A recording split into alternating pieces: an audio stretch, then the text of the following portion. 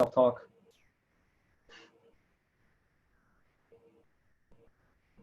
Well, good. All right, I see the button.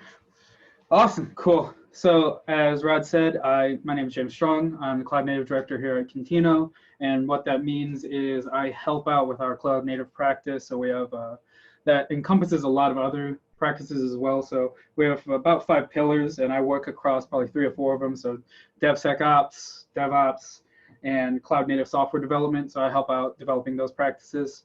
AWS APM Ambassador. All that means is I get to go out and talk to you guys about all of the amazing stuff that happens at AWS.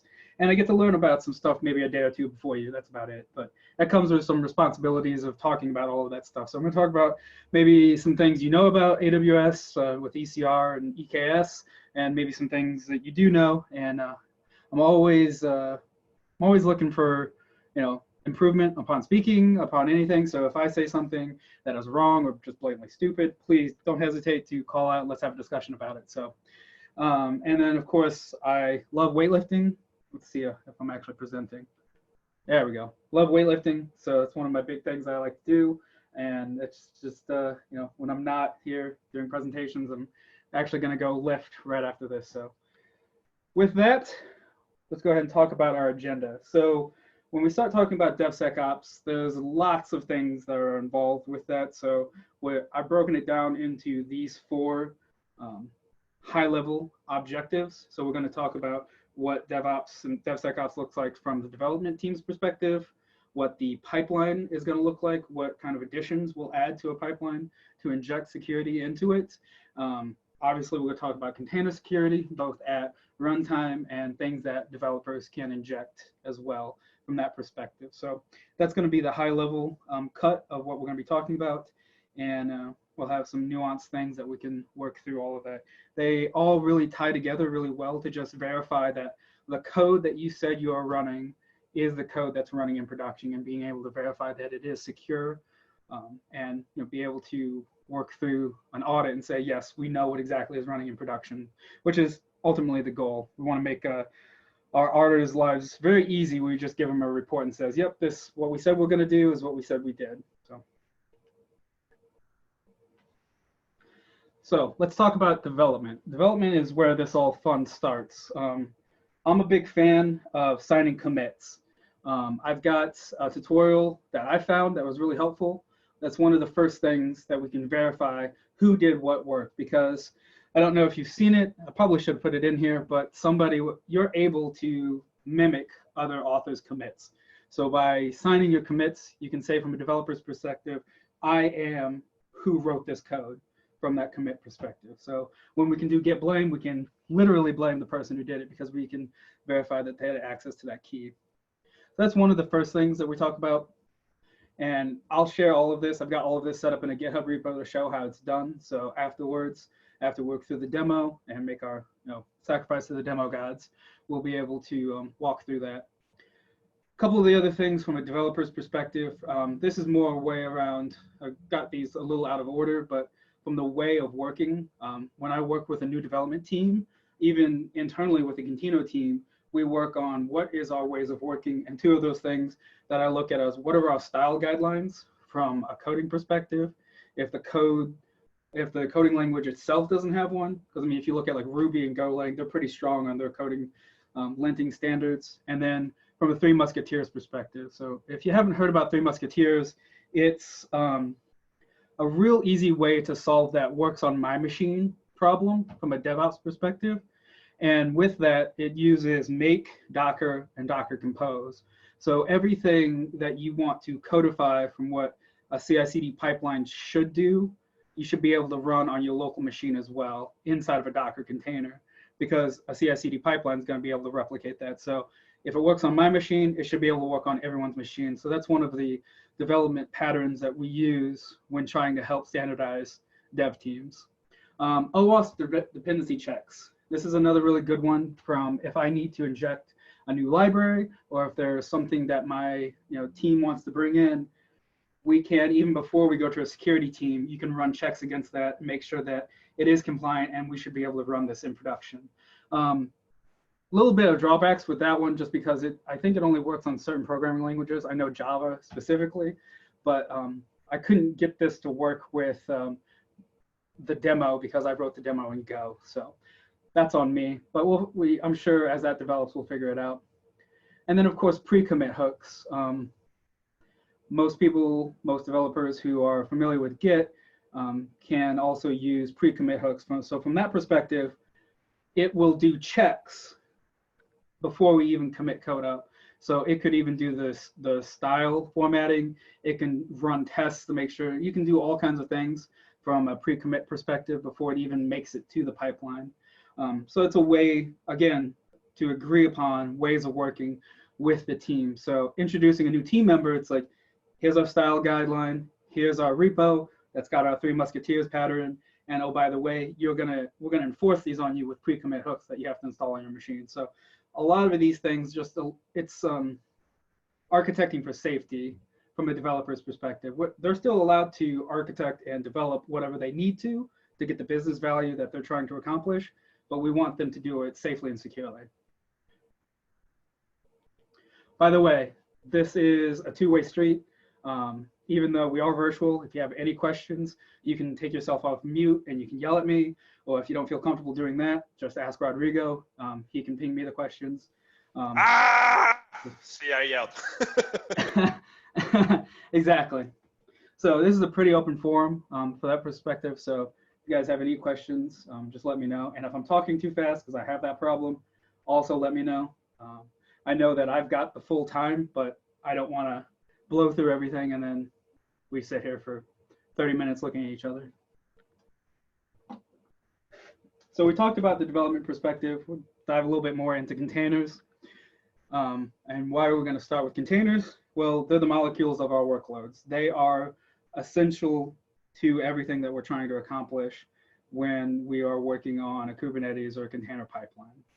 So some guidelines that when I'm working with new teams trying to understand this or trying to optimize pipelines is one of the first things we want to do is look at the OS that they're trying to use inside those containers. I have seen containers, and they're mostly for Java to blame, that are 2 to 3. I think at one point I saw a 13 gig container. That doesn't work really well when you're trying to push those around, running multiple instances of those. Takes up disk space, causes all kinds of issues. So we want to use a minimal OS from that perspective, not a full-blown Ubuntu or anything like that.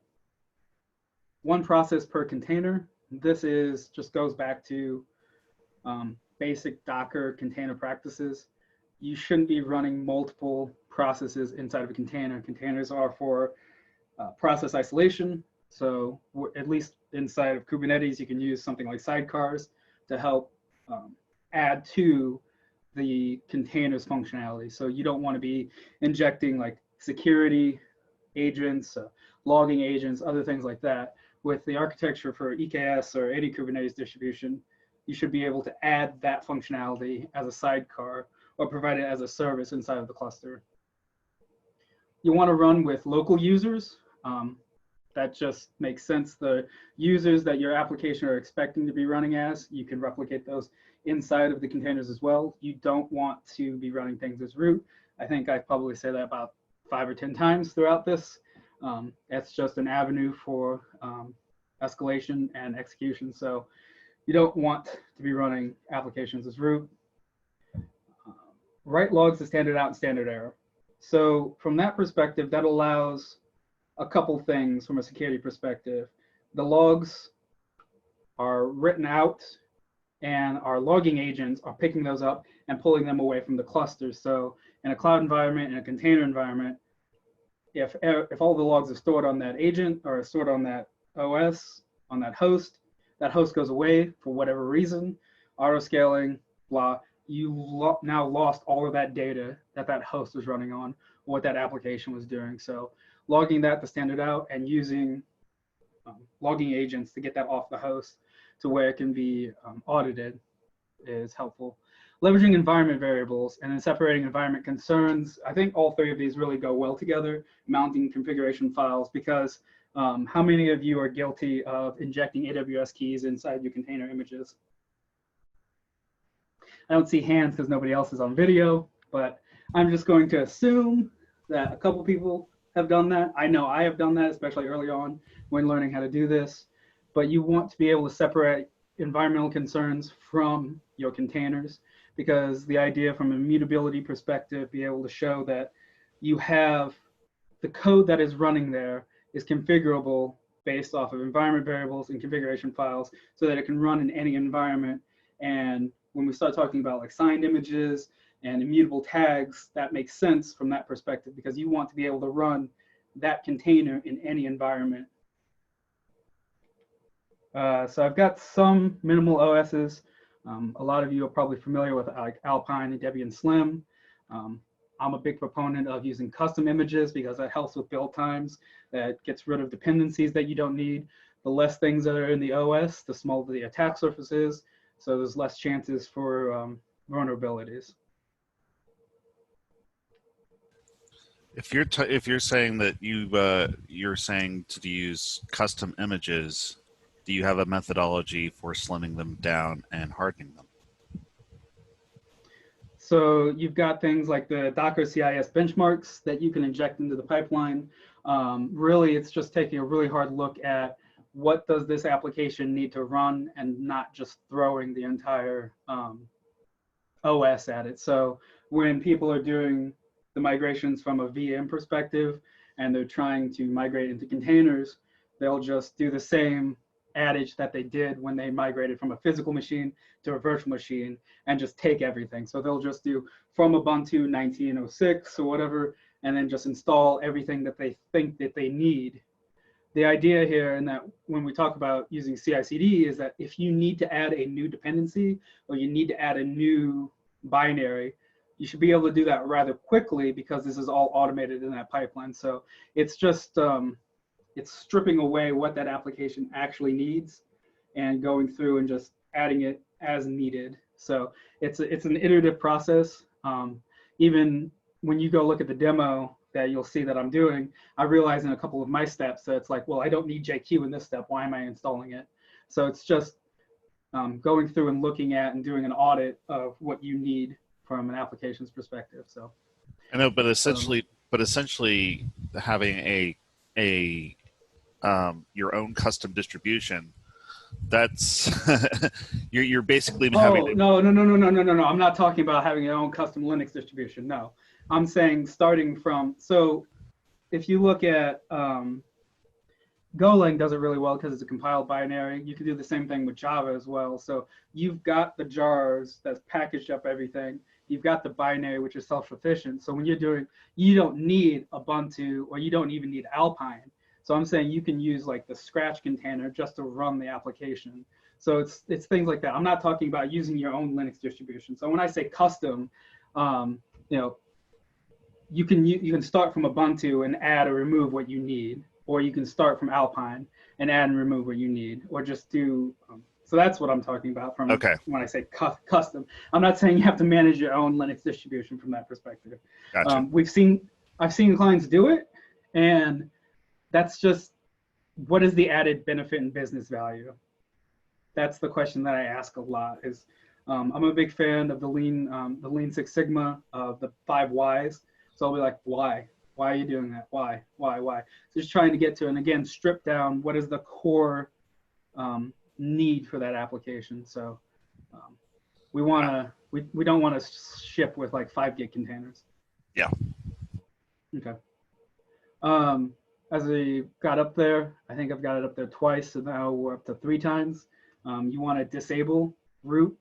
You don't want to be running containers as root. So if you need root access to install something, you want to do that inside the build process of the container and then exit from that and then run your applications as root. You can do that both in the Docker file, and you do that as part of the service accounts and running the users in Kubernetes. So there are ways to enforce it as well when you're running containers. You want to run these as least privileged. So that means making sure that you are setting up security contexts of your containers and pods. You know what they actually need access to, and then making that so from that perspective. And then this is one of those trust but verify models.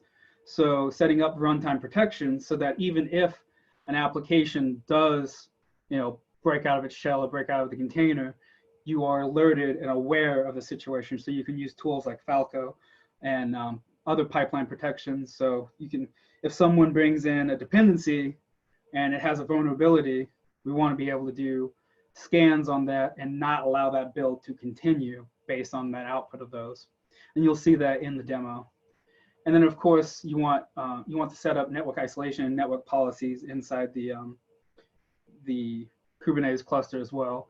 I saw it at a client. I wasn't a fan of it, but after working through it and understanding, we set up all of the Kubernetes namespaces with default deny policies, and that it forced, again, the application owners to have a review and understand and have a better understanding of what their applications were doing, the dependencies they needed, and also in implementing those dependencies and allowing them in the network. So after walking through that exercise, I'm a big fan of setting up the default deny, but it also goes into education when you're setting those up and letting the developers know that they have to go through this exercise. So it's a big change going from just the network being wide open and whitelisted to running inside of a containerized environment and the network's just blacked out. And again, disable root. The whole idea here is to make a hacker's job harder, and you don't want, running a container as root that has access to other containers running on a host that is possibly running as root as well, you're making it easy for them. So just by disabling that, you're again reducing the attack surface and making it more difficult. Wrong one. There we go.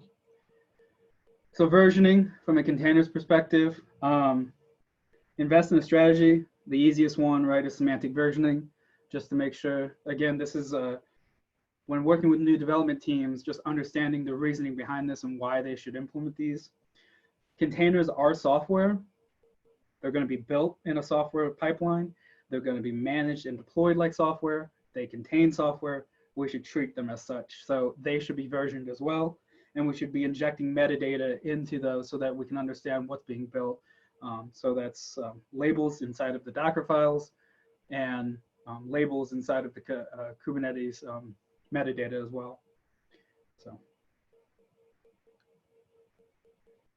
this one is, I don't know if a lot of you know this, or this just might be, hopefully is one of the takeaways. Do not use latest. If you use latest, it will break things. I've seen it break things. You think that you're running, quote unquote, the latest, whatever is at the head of master, things like that. But that tag is not immutable. You cannot control that tag. So someone could update latest underneath you and you wouldn't even know. That's why you want to use tagging. You can control that. It's a known update. And again, versioning is the way to go. And if you want to be really paranoid, you want to use the container digest, because that's really the only immutable thing. Because every time you make a change to a container, that SHA-256 digest changes every single time. And that's the only way to be 100% sure you know exactly what you're running. So again, it's just one of those ways to, when you're doing an audit or an attestation, saying, this is what I'm running in production. This Docker SHA digest matches to this commit, git commit SHA. So it's just being able to flow exactly what's running, when and where. I think we've talked about this a little bit already. If you're a company that has, 80% of your applications are running Java on a Maven build, it just makes sense to help with the adoption and the developer experience to have a base container that already has Java on it. So it helps reduce the build times. It also helps reduce the developers' dependencies and their onboarding time. Because if everyone's doing everything just slightly differently, it just makes that much harder to troubleshoot issues. And from a developer's perspective, if we're all running, the same kind of CI/CD pipeline with the very similar base images, and again, from a talent perspective, it makes it easier to shuffle folks around and have that, where was I going with that? It makes it easier to upskill a new developer on a new team rather quickly. So, and then of course we talked about Go and Java running Scratch containers. So that's a minimal container. I think I've seen, the smallest I've seen is probably like 13 megs. And that's a full-fledged running application. So you can get them pretty low. It's should be one of those things. It'd be fun to see that as a competition. I know for the longest time, back when I was first started doing this, we you'd have competitions for see how long you could keep a server up and running. I think my best time I ever saw was 6 years. I think a new competition now in 2020 should be getting container images to the smallest possible that you can. That'd be pretty fun. What did you guys see from a server length of time? I think the actual best on the internet I saw was 8 years, but personally it was 6 that I saw. I've been talking a lot about containers, so I just want to do a quick check if anybody has any questions. Uptime is your enemy. You want to cycle your containers. If you've been up for 8 years, that means you're not patching your OS. I mean, that's evil. Yeah, no, that wasn't 8 years for a server. I'm talking about server times versus just competition-wise, getting a container image down as small as possible. But no, I completely agree from that perspective. From a CI/CD, this should be in the pipeline. I think I'm one ahead here. But also from the containers perspective, the code perspective, you want to be testing early and often. I'm a big proponent. I think I've got my running rules of CI/CD in here. Every commit gets built and tested. You can track differences, and it also helps set up points of measure. So if somebody builds a new application and they've got memory limits on it, if you've got memory limits inside your clusters and maybe you only have a gig of memory, somebody introduces a new piece of code, new piece of functionality, and all of a sudden your containers are restarting. That gives you can start to see that early before that actually gets deployed into production. The same thing around container sizes. So if you see your container sizes balloon from 100 megs to 3 gigs, you can start asking those questions like, what are you trying to do? What are you trying to accomplish? So reporting and tracking those differences between builds is really helpful. Let's go ahead and talk about the pipeline. So we want to automate the build process. I'm talking about the build process of the containers. It should be built into the CI/CD process for the actual application. So building the binaries for our application, building in our dependencies, and then injecting those into the containers. Again, the same reason that we build our software applications and we automate that is the same reason we do that for containers, because it's all software, right? So you want to automate your build pipelines. You help that from a visibility, troubleshooting, and defect remediation. Visibility, because one of my running rules is that everyone should be able to see the contents of the build on the team. It helps troubleshoot issues from build to build. If you're introducing new features, be like, hey, my tests were running, or hey, this is working really weird in QA. It was fine 3 days ago. And then defect remediation, being able to, if some of the CVEs get introduced or a scan starts failing or anything starts failing, you can start to see that inside the pipelines. And of course, you want to make these small autonomous pieces and then put them all together. It helps from the modularity perspective, and you just start seeing what's happening and you break it up. And it's much easier to grok than looking at a whole entire pipeline from one perspective, looking at one giant Jenkins file. I think when we go look at code pipeline, you can see that it's all broken up into one small YAML file that's easier to understand than an entire Jenkins pipeline. And then, of course, it's, complexity increases risk. So if you've broken these out into smaller pieces, it helps reduce the risk from that perspective.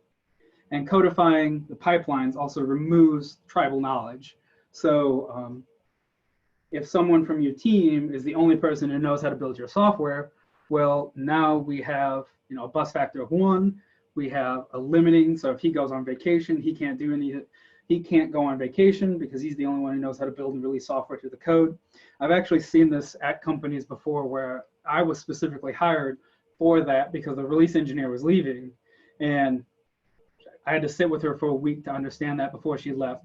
If all of that had been codified and put into the pipeline and documented, then it would have been much easier perspective for a new team member to understand what was going on. So that's why I'm always a big fan of building pipelines.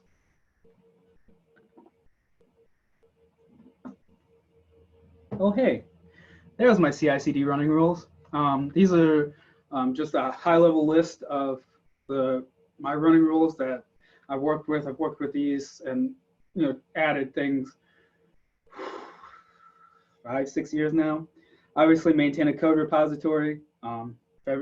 It's 2020, so I just kind of expect everyone to be running Git nowadays. You don't see many people still running SVN. We do have projects where we have to do migrations, but few and far between. Automate the build, keep the build fast because it's that XKCD. My code's compiling. It's not compiling now. It's just the runtime of my pipeline. You want to make the build self-testing. So on every commit, it gets built, it gets tested, and then you have regressions in there. So if something starts to happen, build times double or triple, you can start seeing what's happening from that perspective. Because as number 7 says, everyone can see the results of the build, and this all should be automated from that perspective. Now we have talked about signing the code. And now that we've got the code signed and we verified who it is that's building the applications, we can also sign the images. I don't think things like ECR, and I was just reading there was a Kubernetes issue open back in like 2016 where they were just, I don't want to say passing the buck, but it was more like we would enable the container runtime to be able to verify the images. It shouldn't be Kubernetes' responsibility. So it's all about who's responsible for verifying that trusted image is running. One of the ways that we do that, especially with clients, is that only be able to deploy images from a trusted source. So that's Artifactory, ECR, Nexus. Those are the top 3 that come to mind. I'm sure Atlassian has one, but I can't think of it off the top of my head. Anyway, so just verifying and making sure that you have signed and trusted images running.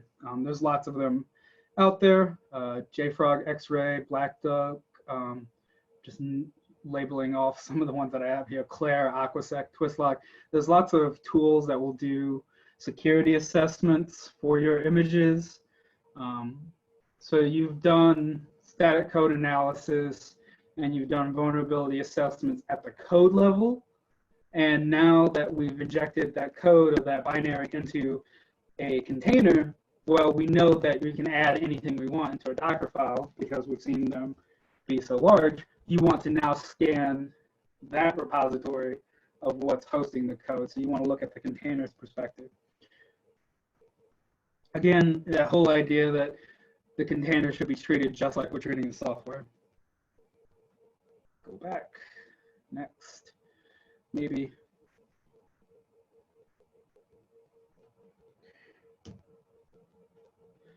Can you guys still hear me? Yes. Yeah, it's Cutting out, it's getting a little staticky. Yeah. Yeah, it froze up on me, so I don't know if that was me or my laptop. Let me go ahead and close out this ASIC launch because it was still running over here on the side. Let me close a couple of things and let's get this. It's a little choppy. Back on track. choppy for me too. Yeah.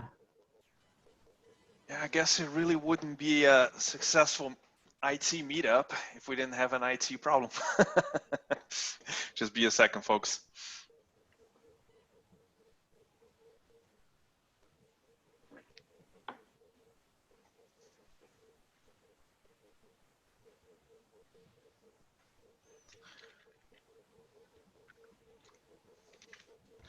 So while James is fixing that, I just want to remind everybody again, I just reposted the link.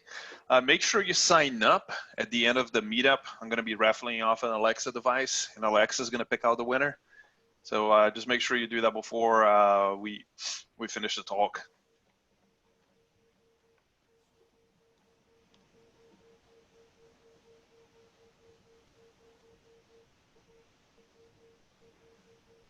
You guys based out of New York? Yeah, so we're based out of New York, but we have offices in Atlanta, in the UK, and Australia. So we're a global company, mainly focused on enterprise, working with regulated industries. So we have a really good niche around banking and financial services, healthcare, telcos, and so forth.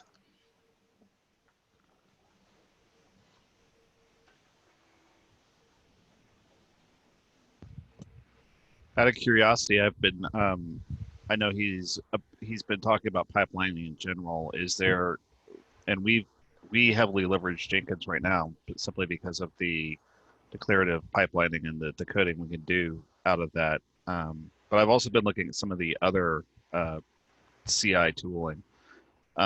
Is there any recommendations that you have, or any favorites that you guys have? That's definitely a James question. I wouldn't do.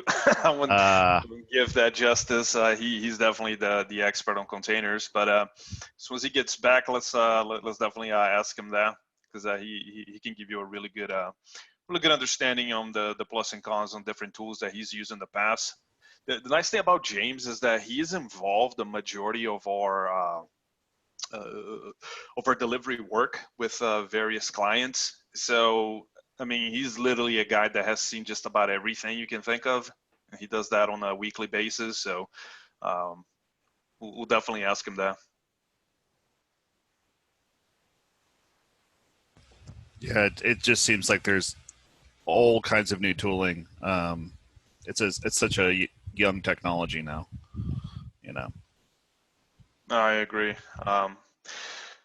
It's like AWS. Every time I get that weekly email, and seems like they launch 100 new features, 1,000 new features. Every year a reinvent, man. There's always something new. Can't hardly keep up with it anymore. Well, most of their use cases, or most of their new features, tend to be use cases they find their customers are doing, and then they've productized it. So, you know, a lot of it is more specialization. Although some of them are generalized. You know, look at things like that they've recently introduced, like guard duty. That's definitely a new domain for them. But one of the new things that I saw that I really liked is around more from the billing perspective on how they're doing RIs now. Look at that. At least from what I've seen from finance folks, they find that a whole lot easier to keep up with the cost of their AWS bill, and also be able to better reserve instances and use them more across the business. Easier to save money that way. So that was a change that came early this year that I know was was definitely very welcome by all customers, really. yeah, the billing updates have most definitely helped. Oh yeah. Let me check here with James, guys. I'm sorry. This is interesting. Let me select James here. I think he said he had to reboot his laptop.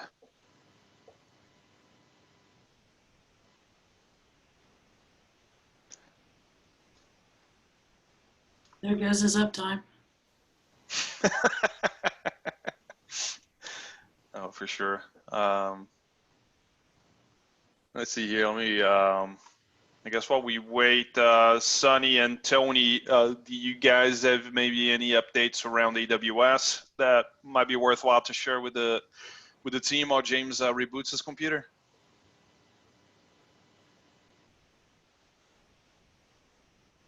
Trying to think what is new.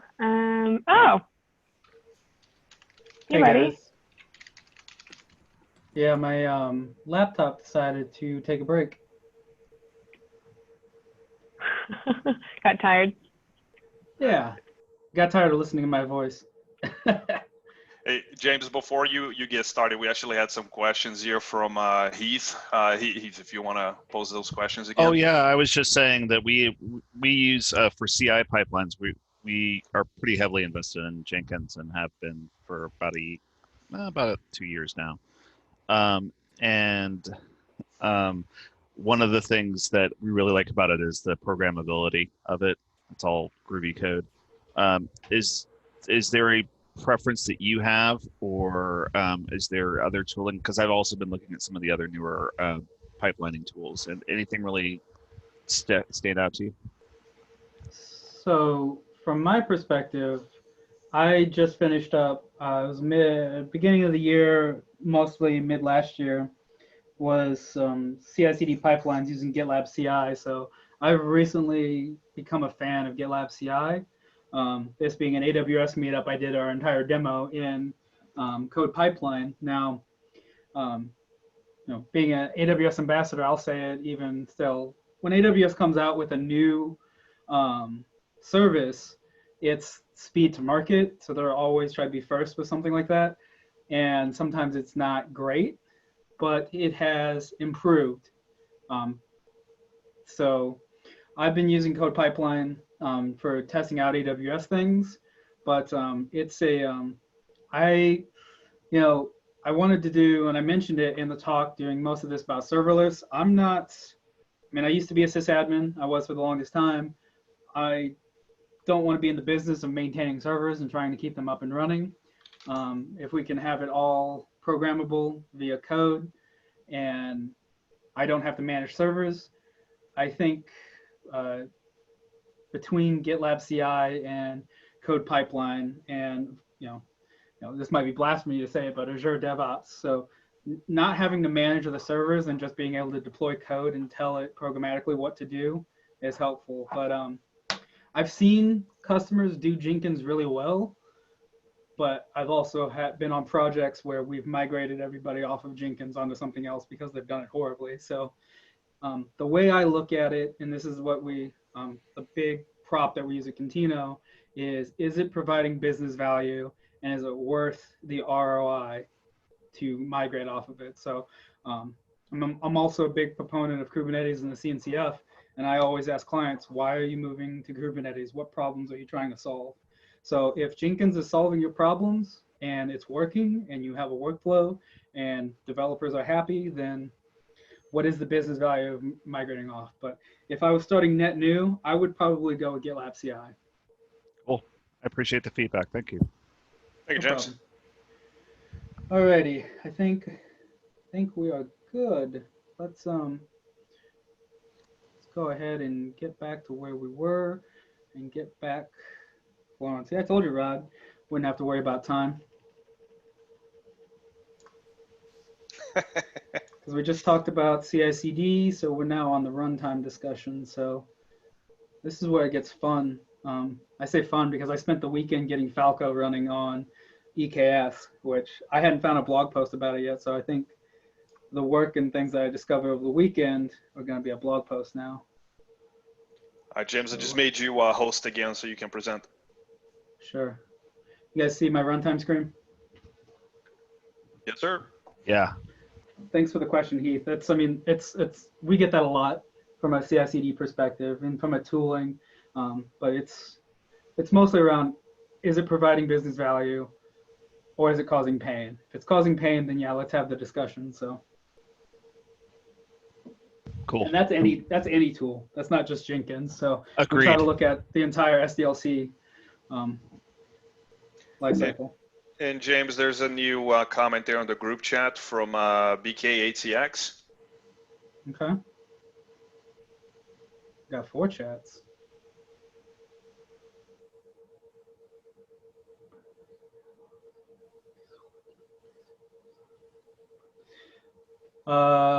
Yeah, so you're wanting a little bit more of like an executive level discussion around this instead of like around a technical talk, BK? Is that kind of what you're looking for? We can discuss that offline, and you can work with Rod, and we can try to figure out something around that perspective, because it's definitely something that's needed, and that's one of the things when you're working with the Contino team, looking at also you got to sell the hearts and minds also at the executive level and at the technical level. Yeah. For a meeting of security professionals. Yeah, this one is, it's mostly centered around AWS and security best practices for AWS and setting up pipelines from that perspective. But I would be interested in hearing more about what a different angle you'd like to take from that perspective. And we can probably talk to one of our security experts and just run this through with him, because he just presented a similar discussion. Maybe it wasn't so container based, but it was around more of a like security guidelines for setting up cloud provisioning. And he is a CISSP, and he's got all of those fun little credentials that I don't even know. So when I have security questions, I go to him. So I think we could bring him into that fold and we can work through that. But I'll let Rod take that one. So we talked about we've talked about the application code and scanning it, looking at it, attesting that we're running what we say we're going to run. We've now looked at it from the pipelines perspective, injecting CVE scanning, looking at the containers, making sure that they are doing what they said they were going to do and not letting them do anything else. But another attack vector, right, is actually just looking at the host itself.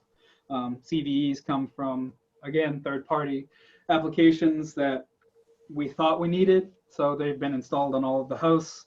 They've been installed on everything inside the cluster, things like that. But again, we want to look at security perspective for DevSecOps at the host level perspective. So again, minimizing the attack surface. There are, I know this probably wasn't a container specific talk, but it's DevSecOps containers pipelines. So we want to look at the hosts that are running the containers. So there's lots of them out there. Red Hat has acquired CoreOS. Rancher has an entire landscape out there for managing Kubernetes clusters and their own OS. Ubuntu, of course, has theirs. And AWS, following suit, just released, I think, 2 months ago, maybe. They just released BottleRocket, which is their container OS. So you can run that inside EKS and ECS, and it's just another AMI. VMware's even got their own. I don't know if they're maintaining that anymore, but they've got Photon. So from a runtime perspective, we talked a lot about the pipeline. Images should be scanned for the CVEs. We should talk about runtime tools. Again, I keep harping on Falco because that's the new CNCF hotness. It's really interesting to see that tool in action and working. So hopefully I've made enough sacrifice to the demo gods to get mine working. It worked last night, so we'll see. And then from a registry perspective, where we're hosting the actual containers, just because I think someone made the point when I was trying to make a joke about running servers for 8 years, if just because the software hasn't been updated doesn't mean new CVEs haven't been found since that container was deployed. So even if they haven't updated it, we should be continuously monitoring the registries and monitoring and running CVE scans against everything that's running both at runtime and still statically in the registries. I think I talked a little bit about this already from a network isolation perspective, just per namespace and default deny. Operating environment, this again, I think the big thing here is this is looking at the entirety of a cluster's perspective. So looking at and trying to understand, should I be running 100 should I be running 100 clusters with 500 nodes, figuring out what the size of all of those look like and trying to understand what that environment looks like. Should I be using a shared services model? Is everyone's clusters in there? Well, then you also have to look at namespaces, RBAC, protecting, you don't want the noisy neighbor problem happening because that also can have security implications as well. Shared kernel, that one is on there, goes along with the minimal host OS. You don't or shouldn't be running containerized workloads along with normal VM workloads. It should be specific to running containerized workloads. And of course, there are CIS benchmarks that you can run against Kubernetes clusters. QBench, so it's a tool that can be, I think Aquasec puts that out there as an open source tool to get you into their environment. I'm sure there are others out there. I know there's lots of sys benchmarks for Docker, AWS. So being able to run those against your environment and at least being able to attest saying, yes, we've covered these security guidelines. I'm actually on a project right now where we're working through that, setting up secure AWS cloud environments and being able to say that without a shadow of a doubt that this application inside this cloud environment is secure currently, because things change every day, right? That's why they call them 0 days. I'm going to set up network policies. I have this in here 3 times. I must have not done a good job, so I apologize about that. But again, it hits home. You have a much more control from a developer's perspective around who can talk to your applications inside of a Kubernetes cluster, outside from just the network team. So it's that whole idea of just shifting things left from the network security, all the other perspectives. So you want to be able to do this per namespaces, per application, and as part of this, you want to make sure that you have examples out there.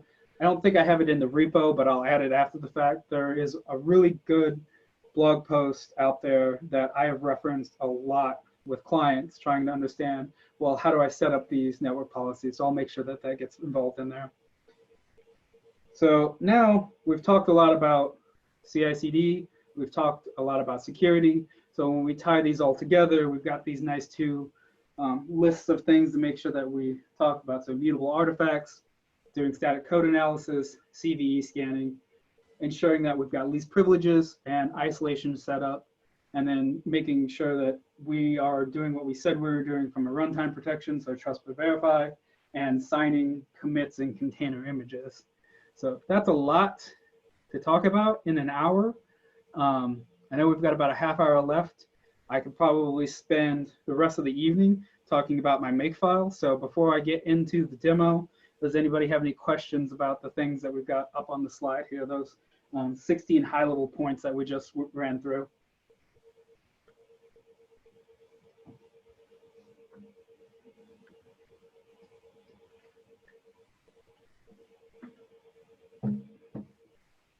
Okay, well, it's easy enough. So for our demo, unfortunately, code commit, that's the AWS Git service. You can't sign commits yet. I didn't see it. If you want it, just ask. Usually, that's the easiest way to get customer feedback, is how AWS implements new features and new products. So I will definitely be bringing that up on my next discussion with them. So we've used GitHub for the repo so we can sign the commits. ECR, this is the thing that I learned last week, and I just watched AWS just put out a new blog post. I've got it in the repo as well, of just understanding what ECR can do. So I think it's powered by Claire underneath. So it's doing CVE scanning. So you can do that on pushes. So as I push a new container, it scans for new CVEs. And of course, we can put stops inside the pipeline if there are critical vulnerabilities found. For the CI/CD pipeline, we're using code build and code pipeline. So code pipeline is a, if we're gonna liken it to Jenkins or GitLab, it's the GitLab YAML or it's the Jenkins Groovy file. And then code build would be the executors. So in Jenkins, that's gonna be the steps of what we're doing. And in GitLab YAML, that's the, I think like build stages. I think build stages is what it is. So just to give you a nice little liken to how those match up. I didn't use code deploy because I was deploying it to EKS, and that's currently not supported just yet. You can use, there's 2 ways to do that. I'm using code build, so I'm just giving my code build executors permissions to deploy to my EKS clusters via kubectl. Or you can have Lambda, set up as functions in code deploy. So code deploy can invoke Lambda, and Lambda can then execute inside the Kubernetes clusters. So those are 2 different ways that you can do that. And then ECR gives us the immutable tags. So I'll go ahead and show you that, how it got a little annoying during my testing because I had it turned on. So when I was bumping revisions, my builds kept failing because I kept trying to rewrite the the same one, the same tag version. So every time I do a commit to kick off a code build, I'd have to change the tags. So we'll walk through that a little bit. And then we'll walk through getting Falco up and running. So with that, there's two ways to run it as well.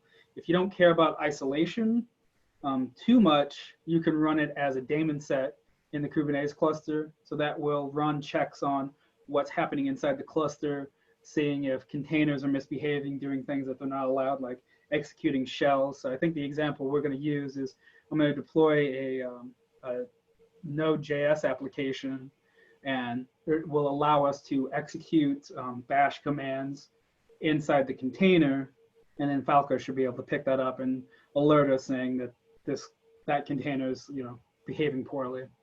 And then from an AWS perspective for logging and alerting, we'll be using CloudWatch.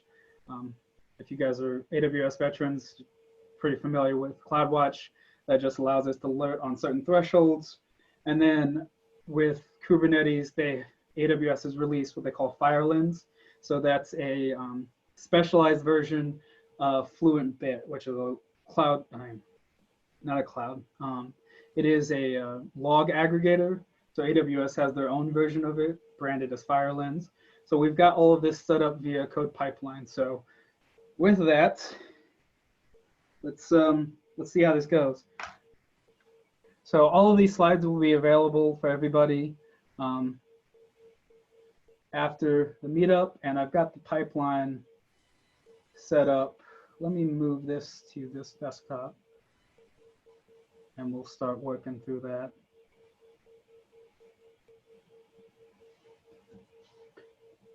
Let me change my screen, stop the share real quick.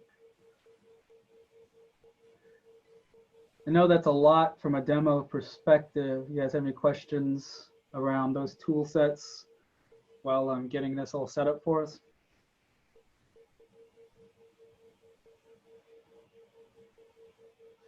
Usually when I'm at meetups, I have t-shirts or I have other trinkets that I can toss out for questions. It's a little bit harder to do virtually, but yeah.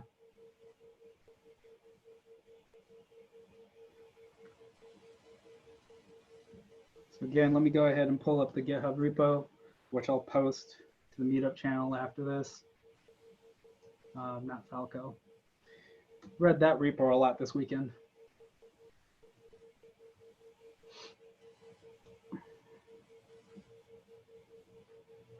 DevSecOps pipeline, here it is. You guys see my screen? Yep. Thanks, Rod. So we already did the overview of what we were going to accomplish. Here's the blog that I was talking about. So it's using Keybase to set up your GPG keys and how to get that set up with GitHub. There's the Three Musketeers developer workflow. Got the links there for that. I didn't get a chance to talk about this inside the actual presentation, but from a developer's perspective, if you're trying out Kubernetes and you don't have access to multiple VMs or a cloud account or things like that, Kind is a really good one. So Kind's Kubernetes and Docker. So you can use Docker locally and spin up multi-node clusters. It's really good from a testing perspective. So we'll go ahead, I'll show out the ECR repositories, and we'll walk through the pipeline now. So I've got it all sorted out here, but we'll go ahead and start from a pipeline perspective. You can see that it's failed. We'll walk through and talk about why that's failed. But from that perspective, so I've deployed all of this via Terraform, and that Terraform's in the repository as well. So we just go check out the Terraform here. So how we've deployed it, all of the services, IAM, and everything that's needed to deploy this pipeline to do this demo. So with any good CI/CD setup, we've got our source or our sources from GitHub. They have multiple integration points. I think it's GitHub, Bitbucket, and code commit. But like we talked about, we can't do code commit just yet. So this pulls a source from us into an AWS S3 bucket that then makes it available to all the rest of the build steps. So from a reporting perspective, I've got a report set up that does test coverage, code smell, that kind of thing. So from a Java perspective or the name is escaping me. I use it all the time. Not Qualysys. What's the tool I'm thinking about that everyone uses for static code analysis? It's escaping me right now. But anyway, so this builds up the report. I don't have a test Sonar? step in here. Sonar Cube. Yeah, thank you, whoever pulled that out. I can only remember so much.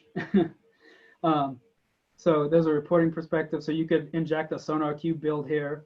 And all of these, when we go look, these are all code build steps that we've got set up. I just wanted to show you what it looked like from an AWS console perspective. And then this build step, so our build step is the one that's building our Docker container for us. So it's taking that Docker file, building it out, and then pushing it to ECR to make it available to run inside of our Kubernetes cluster.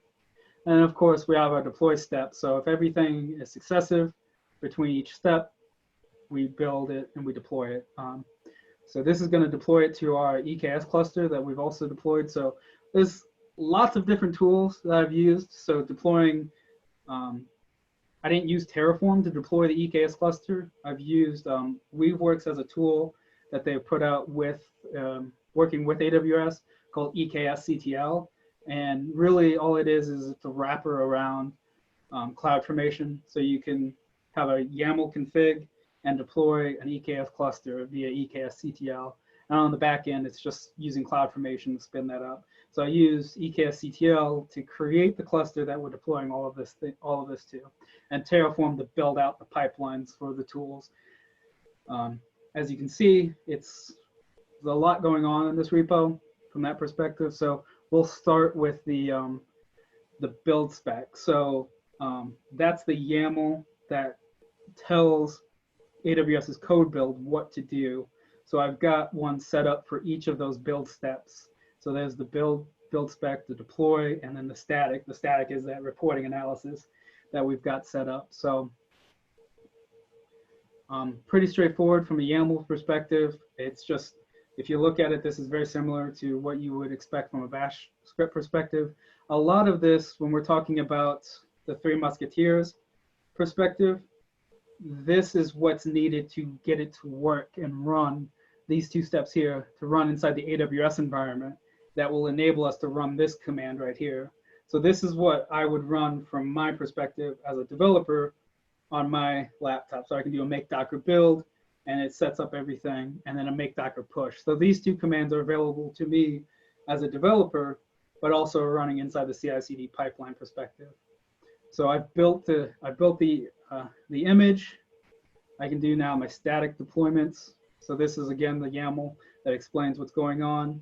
I need Go installed. So this is that part where I said I can make my builds a little bit faster.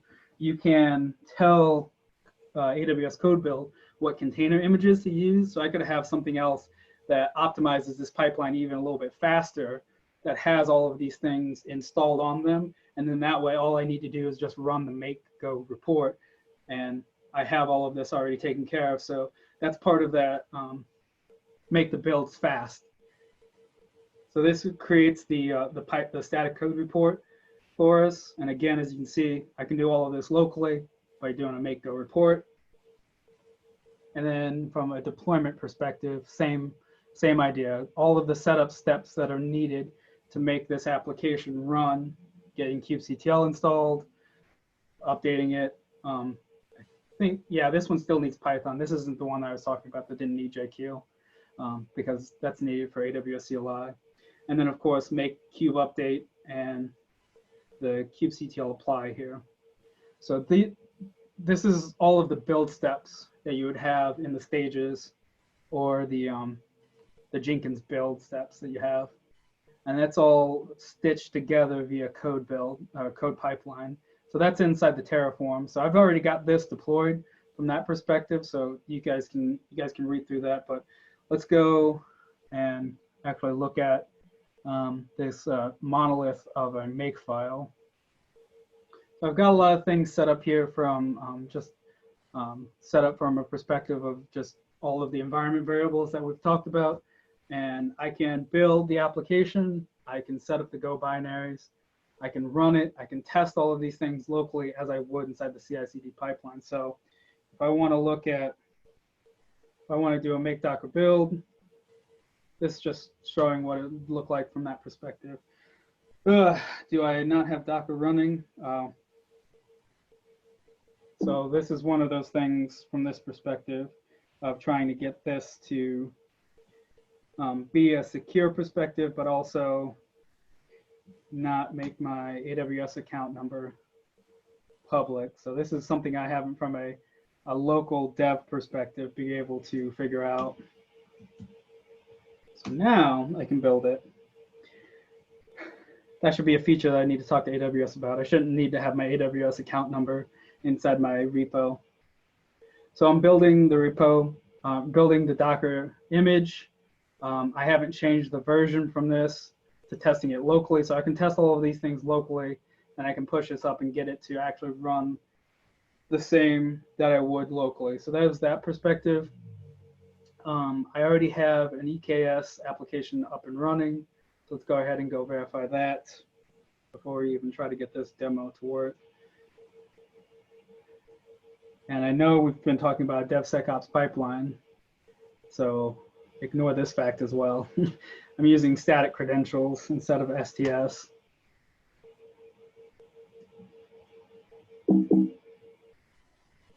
feel like my laptop's getting ready to fail on me again. EKS, get clusters.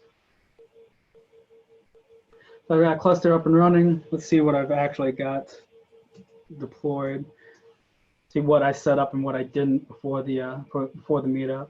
So I have my application not running because I deleted the images, but I still have it up and running. I've got Falco and I've got FluentBit, so that's that AWS FireLens already deployed inside the applications. But if I wanted to do that, I think it's make. Let's see where it's at. Deploy Falco, and I'm just using Helm. Does anybody know what Helm is? Oh yeah.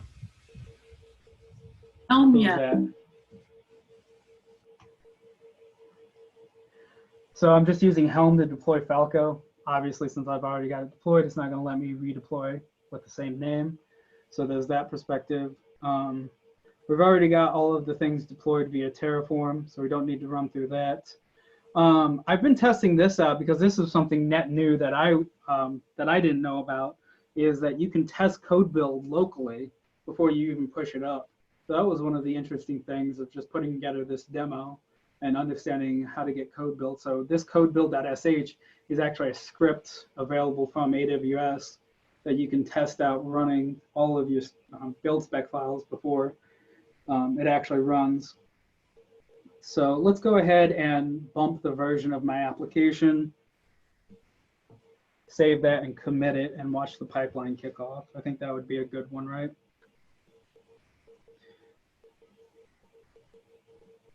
I'm also lazy.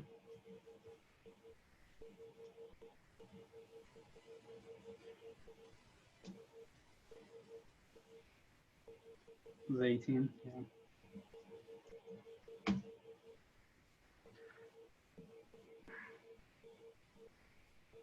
So you can't tell here that it's signed, but I'll show you what it looks like inside GitHub so you can tell that it actually is a signed commit.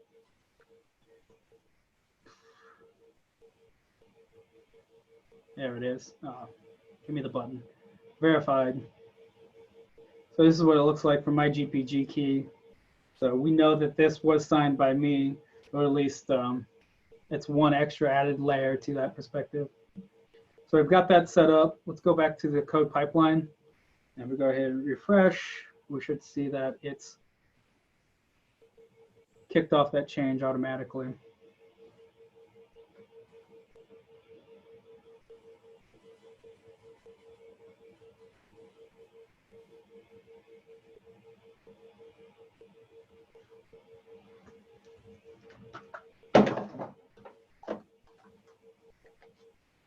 Hey, can you guys hear me? Yes. Yeah, my Yep. yeah, my Bluetooth headset. Maybe that's what caused the issue last time. I'm gonna turn off my Bluetooth. So we saw, it says just now, kick that off. There's the source, so there's the commit message. I click on that little link it shows me that I bumped the version. So we've got the pipeline kicked off. We can see that this was just pulling the source. So it's running the report right now. So let's go ahead and look at the execution. We can see that it's running in code build. So if we go into it, let's go ahead and tail the logs from the console so we can see everything that's going on from this perspective. So this should look pretty normal from a build perspective, right? We've got it installing all of the things that we told it to from the build spec perspective. We see that it's succeeded. So it is created. So this tool that we just ran, it generates an HTML file and shows us reports. So it's a little easier to show. I forgot my keyboard was Bluetooth. I'm an idiot. Sorry, guys. See if I can get my keyboard back. So you can see that it generated an HTML file. So let's go ahead. I'll do that locally so you can see it because this is the command that it ran, go report.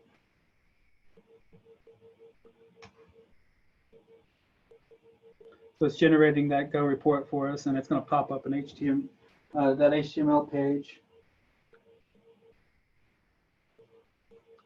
So from a reporting perspective, this is now stored in S3 inside code pipeline, so we can see that this is running. I couldn't figure out an easy way to get this to display from a reporting perspective, because again, they go for the largest hits.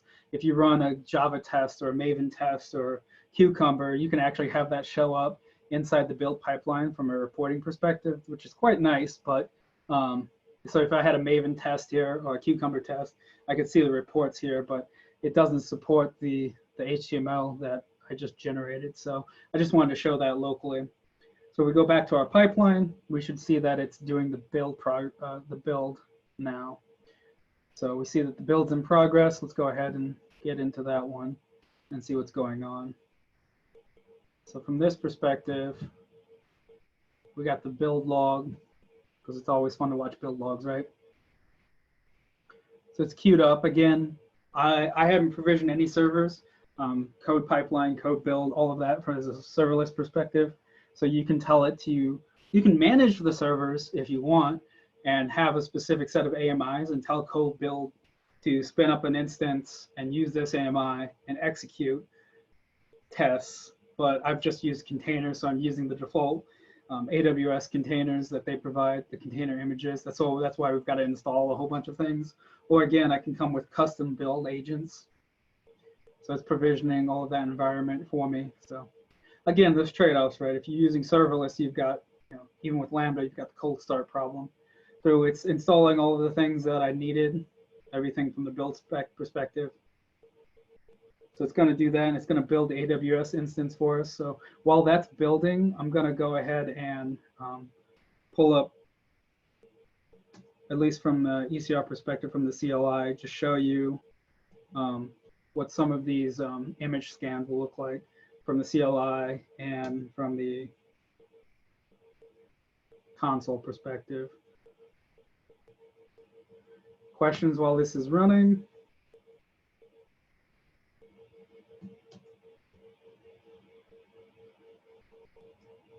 No? Am I doing that great of a job, or are you guys just asleep? Oh, we're paying attention. We're awake. That's good. So I think I have a build 17 in here. It's describe image scan findings. It's always fun rocking through, figuring out what all of the little tricks are for the AWS CLI. So we can see for image 17 that I pushed before this talk. There's the image digest, there's the image tag. The scan has completed successfully, and there were no findings for the CVE. If I had been a smart person, I would have deployed an older version of something and just watched it do the scan so I could show that from that perspective what a positive CVE scan, I guess, would look like. So let's see if there's 18 is available just yet. So 18 is not done yet, so let's go back to the pipeline and see. It's still building. So these are all the build steps from my Docker container, from the Docker file. So there it is. It's tagged 18, and it's built it. and it has now pushed it to the repo. So let's go ahead and see if we can get 18 down. There we go.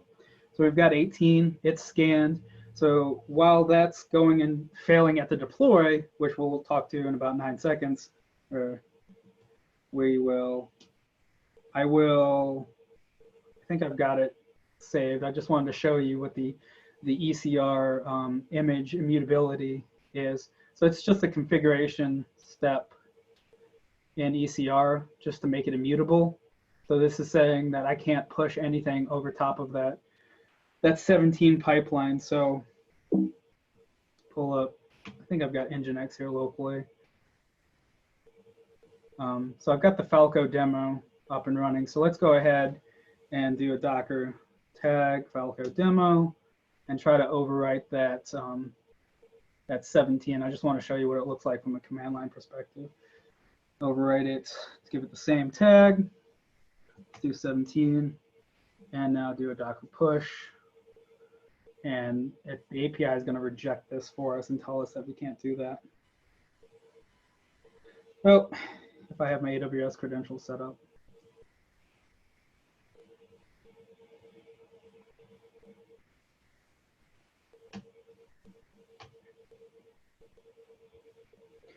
Okay, well that's cool. I think this is going to be feedback as well, because this is the I think this is the deny from the 17, since it's immutable. I can't remember if that was the issue or if it actually was the credentials. Let's go try it in IT. Last I knew, that was the feedback in the console. If you tried to override an immutable, it would look like that. Yeah, which is not particularly handy, right, Daniel? No, not at all. Okay, so that's good. I'll go show you what it looks like in some of my builds from the failure perspective. So if we go back to the pipeline, our build was successful. We're now attempting to do the build. I can walk through what I think the issue is here from this perspective. It's yelling at me about something kubectl handle, but the deploys failed. So let's go look at some of the history, execution history for the build, because I want to show you what some of those failed builds look like, at least from the pipeline's perspective. So let's go ahead and go into code build, projects. Let's go look at the build perspective, because as you can see, I was doing a bunch of testing. So if we look at some of these failed builds, the logs look a little bit better from that perspective, because I don't understand why. So that's the weird thing. So if we look, Golang repository can't be overwritten because this repository is immutable. So that's why it's a little confusing from a developer's perspective. Or if it just borks and I think my credentials have failed, but from the pipeline's perspective, it just says it's immutable. You can't do what you tried to do. So this was me trying to update the same tag. So 13 already existed. So there's that perspective. I don't think we've got much more time as far as the demo is concerned. Let me,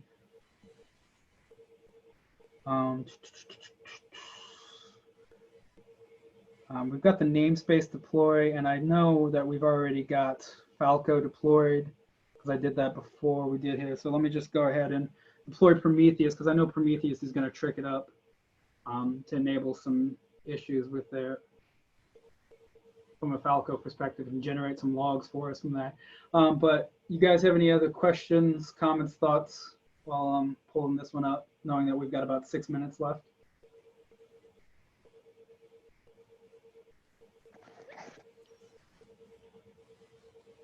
I was going to ask, so in the pipeline, do you also check for no vulnerabilities as part of that? So as part of this build, I have it to, so if we look, I've got the ECR repository to push on, to push to do a scan. I think it'd be a good idea to check to see if there are vulnerabilities. If it's using Claire, I think those are all verified, and then you can look at, not verified, but there's a hierarchy. So you can say if there's a remote vulnerability exploit to stop the build on the pipeline. So you would have to do a separate step. So this is just in case anybody actually just pushes all the time, but I would add a separate build step that verifies that a scan has happened on the latest push, and if there's any findings to stop the pipeline if they're severe enough. That's what I would do. So it'd be, a build it, push it, and then verify the findings.